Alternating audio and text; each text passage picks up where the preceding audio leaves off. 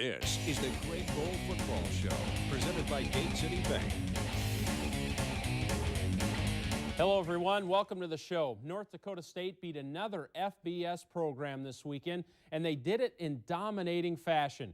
Colorado State had just beat their rival and Pac-12 member Colorado, but the Bison thoroughly manhandled the Rams in front of 24,000 stunned Colorado State faithful. And there was a lot of Bison faithful there as well. Head coach Craig Bohl is joining us now. And Coach, I just want to congratulate you on another fantastic win. Every time you play these FBS programs, it's a big ball game, and it feels good to get a victory, I am sure. Well, you know, our guys went in there with a great focus, and we had a good game plan. And anytime you go on the road, number one, that's difficult to do. And then particularly when you're playing against a school that's an FBS school where you have so many more scholarships. But our guys were very determined. I thought we played a very clean football game. We can play better, but nonetheless, we played well, and we had a dominating win.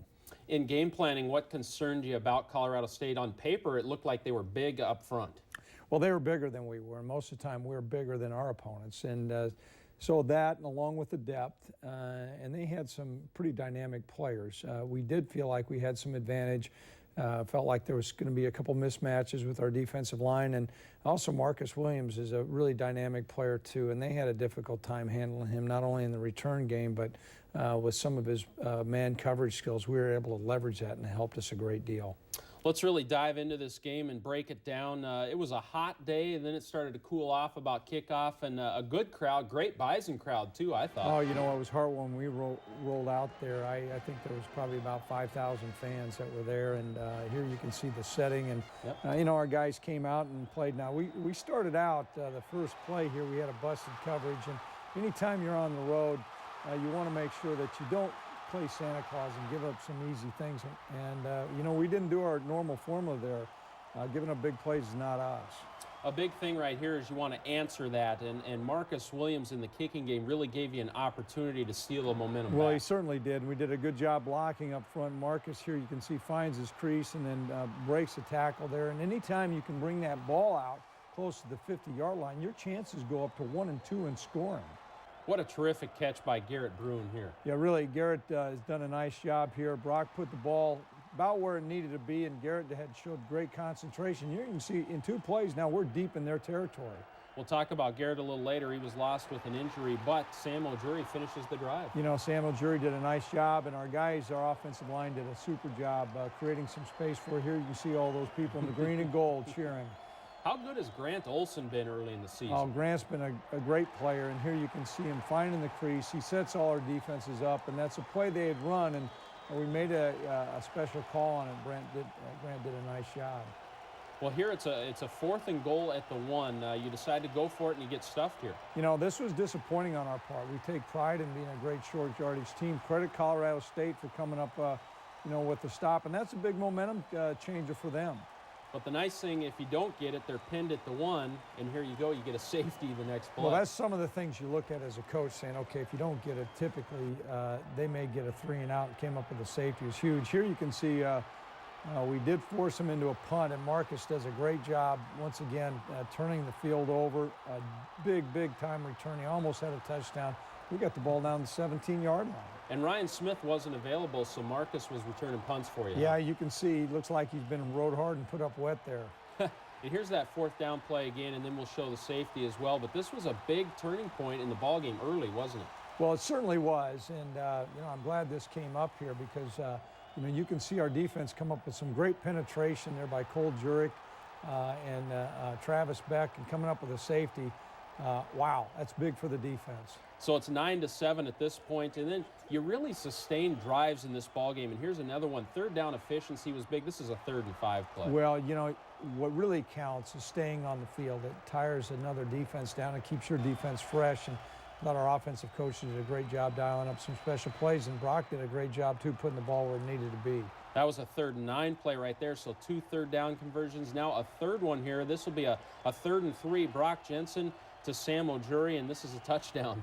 Well, this is a play we kind of we pull out of our hip pocket whenever we need one, and that was the same play DJ McNorton scored on the championship game, and Sam executed it just. That Ram's not very happy there right now. No, he's moving kind of slow. Yeah, second quarter here. Mike Hardy is starting to emerge as well. A big sack here. Well, good pressure by our defensive line, and that was beyond that front. That was a coverage sack. We gave a nice job in the secondary that allowed that defensive line to come up. Nowhere to go for their running game, really. Well, nowhere to go, but this guy here is a pretty talented runner, and that was one of the few plays they got some yardage there. Yeah, we were concerned about him going in. Alexander's a good running back. Actually, his father was Derek Thomas, a great player for the Kansas City Chiefs. Did you feel like their starting running back was out, but did you feel like Donnell Alexander was just as good? Yeah, he was. And this guy's very good as well, coming up with another interception. Marcus Williams kind of baited him on that one too, didn't he? He was sitting on that one. Sometimes he does that, and there's very few players we give the latitude to do that, but he did there. Here you can see old Langer running on an outside running play. This was a critical time right before half, and coming up with a first down kept us moving the chains. That was a 3rd and 5 play, and Lang went for 12 yards, and then Brock Jensen on 3rd and 10 to Trevor Gebhardt. Great catch. Great catch by Trevor. Great concentration and puts them deep in their territory. We had worked this 2-minute drive a lot in practice and worked it really to perfection. Came down, spiked the football, even had a timeout in our hip pocket to use. And that was big to get 3 points right there. You go into the half, 19-7. Let's take a look at some of the stats. Jensen was great, 9 of 21. Zack V already has 3 catches with 41 yards. Grant Olson, 6 tackles. Colorado State just 37 yards rushing. This week, it's Brock Jensen on the Bison Hot Seat. What is the most painful injury you've ever had? I've had quite a few so far. I'd have to say my broken collarbone was pretty bad. Yeah, that's bad. You like fruit or vegetables? Fruit. What is more important, television or the internet? I gotta go with TV. I like my TV. Favorite season, spring, summer, fall, or winter? I'd have to go with summer, just chilling on the lakes and stuff. Yeah, I agree. If you could have an endless supply of food, what would it be? Pizza. I'm a pizza guy. How many dates would you go on before you introduced this person to your parents? I'd probably say 5. Okay, that's pretty standard. What was your favorite cartoon as a kid? Ooh, I'd have to go with Rocket Power. If you owned a yacht, what would you name it? Thundar. What's your worst personality trait? I don't know. I don't got one. No. That's good. If you could snap your fingers and appear somewhere else, where would it be? I'd say some island in the Caribbean. It's a good choice. Welcome back to the show. Coach, it's 19-7 at halftime. You had to feel pretty good going in at half. What adjustments were made, though? Well, we had to do a couple things in the running game, and then the other thing, the touchdown pass. We wanted to make sure we covered that route in every coverage that we had, and we certainly did that. But what we could not do, Jeremy, was be complacent. We needed to keep putting the pedal to the metal. Anytime you're on the road against a good opponent, you got to play well in the second half. Let's break down this second half for you. And Brock Jensen and Zack V hooked up early on in the ballgame, but the review came into play here. The Mountain West does have review in place. Yeah, and we thought it was going to be a shaky deal here. You can see the decision came in on whether he had possession of the football, and that's one of the advantages of the review. Now, what a lot of people won't realize, it's not like the NFL. They review it on their own. Right. You had Garrett Grayson rattled pretty good in this game, didn't you? Well, like I said, a lot of different looks, a lot of different secondary coverages, and good pressure up front. Really took the quarterback out of his comfort zone. This was an epic drive here. 16 plays. This is a 3rd and 5 play. You converted several 3rd down plays on this drive. Well, speaking about keeping a guy in his comfort zone, Brent Vigen did a great job with Brock there staying in a comfort zone. John Crockett got some tough yards. This is a 3rd and 2. Well, this was a big-time job of blocking up front and a nice job of running by John. Now, a 4th and 1 play, John's in there again, and he gets the job done. You know what? Good push here, and that got it by the hair of our chinny chin chin. That leads to a field goal, though, a 33-yarder, and at this point, it's 22-7. You're starting to create a separation. Well, now time becomes a factor, and then along with that, they start to look at the number of possessions, and it changes the play calling by the offensive coordinator. Cole Jurek continues to get great pressure closing on the quarterback. Well, good job by our defensive front there, and Cole beat the outside linebacker, the outside tackle, and we got good pressure up front. Force them into a 3rd and long here. They're starting to lose their composure a little bit. They get a personal foul at the end of this play, Colorado State. Yeah, you know what, and teams come in to get disciplined right that, and you can see Ryan was hit out of bounds and put them deep in their territory. Another short yardage play here, and John Crockett on 3rd and 4 gets the yardage. Here you can see John bounces around, eludes a tackle, and comes up with that 1st down. Nice run. Hey, Brock Jensen, the keeper play, Brent Vegan really mixed this in nice. Obviously a called keeper here. Well, it was, and we don't do that a whole lot. And when we do run the quarterback like that, typically it's going to be a pretty critical times, and Brock did a nice job. A missed field goal here was a 46-yarder. There was a penalty that moved it back to a 46-yarder, and Adam missed this one. Yeah, he slipped on the turf. That was a pretty short-cut turf. He slipped and just didn't hit it very well. A major story here. This is the play where Colton Hegel gets injured. We're going to talk about this at length. You can see it on the top of the screen a little bit. He didn't really get hit. Just one of those deals where you cut weird. A lot of times it's an ACL tear, we think, and most of the time those are not weight-bearing injuries. Heck, he's walking off the field fine, but we're probably going to lose Colton for the rest of the year. There's the final score. What a great game for the Bison. Close it out 22-7. Brock Jensen, very good. Zack V, another big day. O'Jury, 16 carries for 58 yards, averaged 3.6, and Crockett got some tough yards, so the stats a little deceiving there. 20 carries for 59 yards. Let's hear what the players had to say after the game. We believe that, going into every game that we're well prepared and well equipped to win the ball game. And if you don't believe that, you're not going to probably be a very successful team. And we believe that in our hearts, and we believe it every Saturday.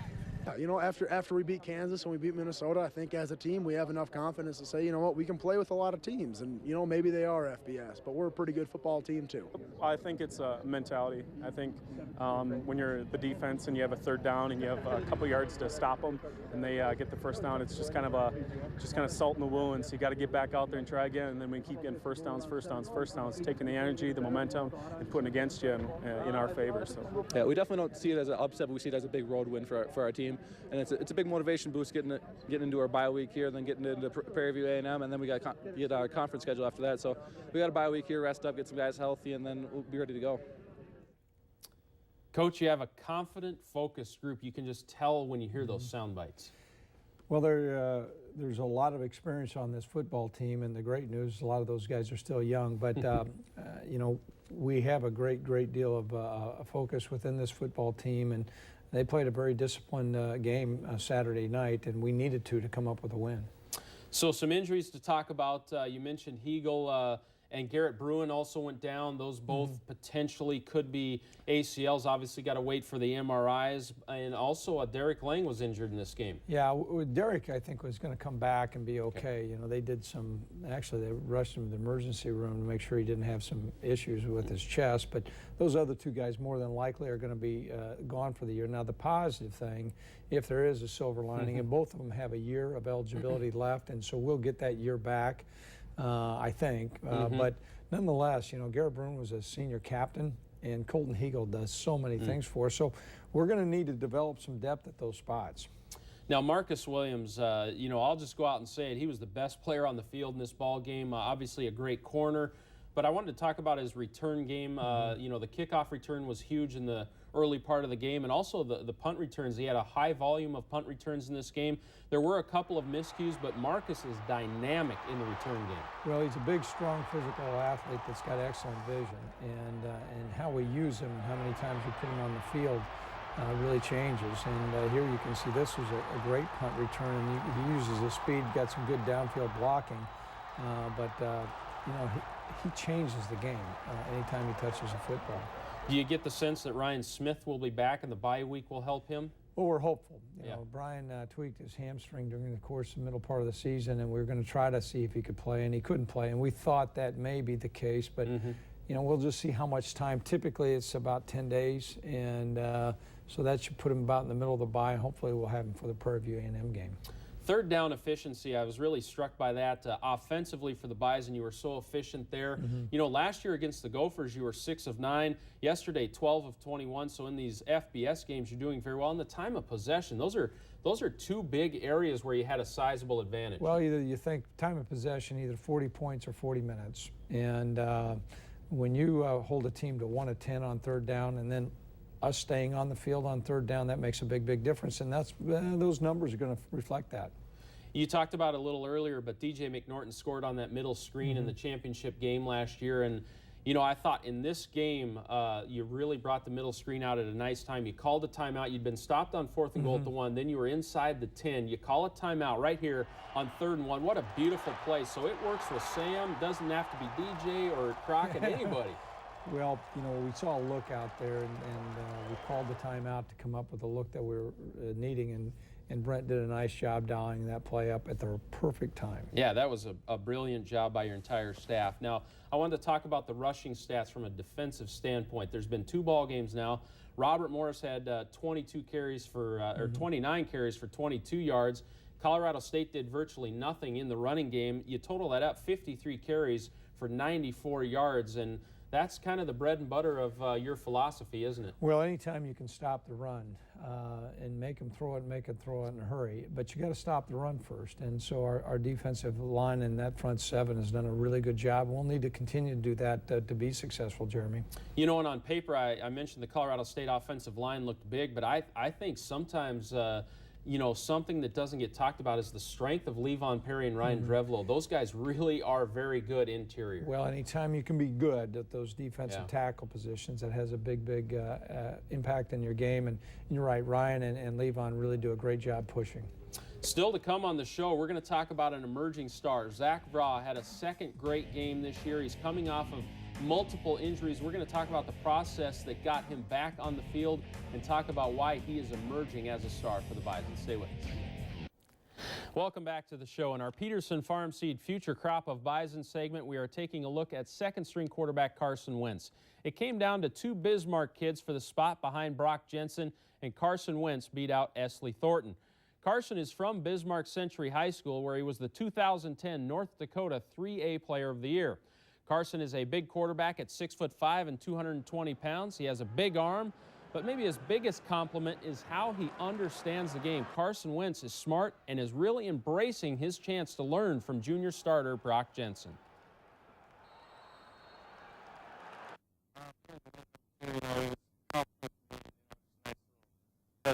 Coming out of fall camp, you know, everyone's got their own position battles within the team, you know, so, you know, to come out number 2, it's a good feeling, but now it's just start preparing as if I'm the starter every game, so I'm ready to go when my number gets called. Coach, talk about the process with Carson. He's a redshirt freshman, but you really like what you see from him. Well, there's a lot of things that Carson does very well. One of the things that you commented on is understanding the game, and for a young player, I think he's well ahead of his age. Along with that, he's got some great physical skills. I mean, he's 6'5", he's got a great release, and he runs well. He's so athletically, you're looking at a prototype quarterback, and so I think the sky's the limit for him. He's trying to learn. He's like a sponge. Every day he goes out there and gets better. And anytime you have, you know, depth at the quarterback position, that helps you. That's a great thing. Our Nodak Mutual Insurance player of the game from Colorado State is Grant Olson. Grant led the team in tackles with 9 and also had 2 tackles for loss. Grant Olson, the 6', 223-pound middle linebacker, is emerging into a force for the Bison. In 2 games, he has totaled 17 tackles, 3 tackles for loss, and a forced fumble. As the middle linebacker, he is the quarterback of the defense, and that was never more evident than this weekend against Colorado State. And Coach, talk about Grant Olson a little bit and just what he means to the team. He takes over for Preston Evans, and that's an important position. Oh, it's a critical position, and you know, he's also selected as a captain as a junior. When we recruited Grant out of high school, he's from Wayzata, you know, the number one thing his coaches talked about was his character and his ability to lead, and he was a gifted player. And he has improved his physical skills. He's very smart, and he's got a great dynamic ability to encourage other people around him. And so really playing a lot to the success of our defense. Well, still to come on the show, we're going to check in with Zack V and his comeback from injuries, and also talk about the next opponent for the Bison. We'll have all that for you. Stay with us. Welcome back. When the Bison lost Warren Holloway to graduation, most people thought that the Bison wide receiver group was a big question mark for 2012. But the Bison had an ace in the hole, Zack V. Injured last year, he has come back and emerged into a big-time threat. The Bison wide receivers are no longer a question mark. Jamal Spencer has the story. Zack V's college football career was derailed before it really had a chance to begin. I think it was the 5th or 6th day of fall camp, and I was new to everything. You know, coming out here, just doing fall camp practices was totally new to me. So I got hurt, and I just thought to myself, what am I going to do, you know? A broken collarbone ended V's 2010 season before it really had a chance to take off. Then after a long season of rehabilitation, V broke his other collarbone in the first game of the 2011 season. The second time, I was kind of thinking, what the heck is wrong with me? I'd, break one collarbone and then break the other one. I didn't know if it was a sign from God that I shouldn't be playing football, or if it's just trying to hold me back to get me as ready as possible. I was really clueless with the whole thing, but I knew that nothing's going to hold me back from playing the game that I love. Years ago, it was very rare to ever see one of these require surgical treatment. We usually just allowed most of them to heal, and it would take somewhere between typically 8 to 12 weeks in the average person who's of an adult age to kind of heal enough to be back and participating in sport activities. V had a metal plate and screws inserted into his collarbones, which sped up the healing process. But in the first game of the season against Robert Morris, V showed what he's capable of doing when he's 100% healthy. He did a lot of the things that he had shown in the past. I thought he really made some great catches, and a lot of times that can make a quarterback look awfully good. After practicing for 2 long years and being injured, it finally felt good to actually put all my skill toward the game. Being out there with the atmosphere and the coaches and my other players, it was just a real nice game to get out there, and it was a blessing. Coach, talk about the process he went through. He's been through a lot to be where he is now. Well, he's been through a lot, and he can't go through an airport detector, I can tell you that. We call him the Titanium Man. It is difficult. He just gets to the point and he breaks one collarbone and then comes back and then breaks the other one, and then he's going to try to play again, and he just, over and over again. And so great determination. He's an excellent player. He's a Minnesota Player of the Year out of high school, and he adds a huge component to our offense. Quarterback feels really good throwing the ball because he knows, hey, if I get it out to him, he's probably going to come down with it. Great win, Coach. Next up, Prairie View A&M. The Bison are 2-0. Enjoy the week, everybody.